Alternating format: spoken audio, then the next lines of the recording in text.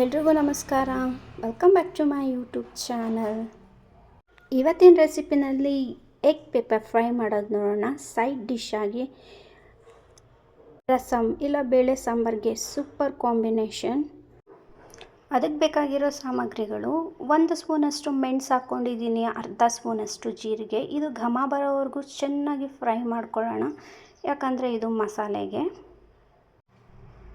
Already ನಾನಿಲ್ಲೊಂದು jar ಇಟ್ಕೊಂಡಿದ್ದೀನಿ. ಆ ಜಾರ್ಗೆ 1 ಹಿಡಿಯಷ್ಟು ಬೆಳ್ಳುಳ್ಳಿ, 1 ಇಂಚಷ್ಟು ಶುಂಠಿ, ನಾವೇನು ಹುರಿದಿಟ್ಕೊಂಡಿದ್ದೀವಿ ಮೆಣಸು ಜೀರಿಗೆ ಅದನ್ನು ಹಾಕ್ಕೊಂಡು ತರಿಯಾಗಿ ರುಬ್ಕೊಳ್ಳೋಣ.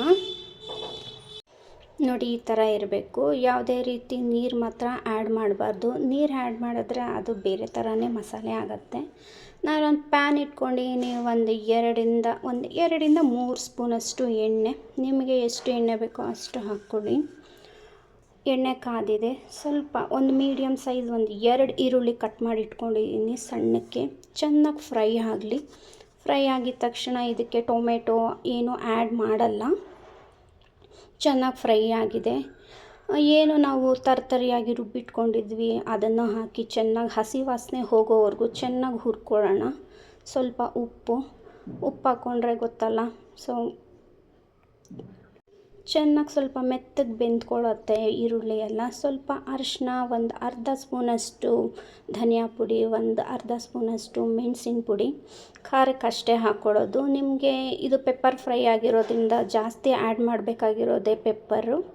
ಚೆನ್ನಾಗಿ ಹುರ್ಕೊಂಡು ಇವಾಗ ನಾನು ಒಂದು 4 ಎಗ್ನ ನಾನು ಈ ಥರ ಬೇಯಿಸಿ ಕಟ್ ಮಾಡಿ ಇಟ್ಕೊಂಡಿದ್ದೀನಿ. ನಾನೊಂದು ಇಬ್ಬರಿಗಾದರೆ ಇಷ್ಟು ಸಾಕು ಅನಿಸುತ್ತೆ.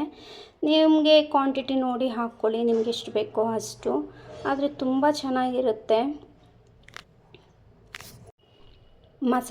ಮಸಾಲೆನಲ್ಲಿ ಸ್ವಲ್ಪ ಎಗ್ನ ಚೆನ್ನಾಗಿ ಬೇಯಿಸ್ಕೊಳ್ಳೋಣ. ಸ್ವಲ್ಪ ಅಂದರೆ ಒಂದು ಅರ್ಧ ಗ್ಲಾಸಷ್ಟು ನೀರು ಹಾಕ್ಕೊತಾ ಇದ್ದೀನಿ. ನಾನು ಮಿಕ್ಸಿ ತೊಳೆದಿರೋ ನೀರನ್ನೇ ಹಾಕ್ಕೊತಾ ಇದ್ದೀನಿ. ಸ್ವಲ್ಪ ಚೆನ್ನಾಗಿ ಅದನ್ನು ರುಚಿ ಹಿಡಿಯೋವರೆಗೂ ಬೇಯಿಸ್ಕೊಳ್ಳೋಣ. ನಿಮ್ಗೆ ಇಷ್ಟೇ ಕ್ವಾಂಟಿಟಿ ಅಂದರೆ ಈ ಥರ ಗೊಜ್ಜು ಬೇಕು ಅಂದರೆ ಗೊಜ್ಜು ಮಾಡ್ಕೋಬೋದು, ಇಲ್ಲ ಅಂದರೆ ಚೆನ್ನಾಗಿ ಫ್ರೈ ಮಾಡ್ಕೋಬೋದು. ನಾನು ಟೊಮೆಟೊ ಹಾಕಿಲ್ವಲ್ಲ, ಅದಕ್ಕೋಸ್ಕರನೇ ಹುಳಿಗೆ ಅರ್ಧ ನಿಂಬೆಹಣ್ಣು, ಸ್ವಲ್ಪ ಫೈನಲ್ ಟಚ್. ಇಷ್ಟ ಆದರೆ ಲೈಕ್ ಮಾಡಿ, ಶೇರ್ ಮಾಡಿ, ಕಮೆಂಟ್ ಮಾಡಿ. ಮತ್ತಷ್ಟು ಈಸಿ ರೆಸಿಪೀಸ್ಗೆ ನನ್ನ ಚಾನಲ್ನ ಸಬ್ಸ್ಕ್ರೈಬ್ ಮಾಡ್ಕೊಳ್ಳಿ. Thank you so much.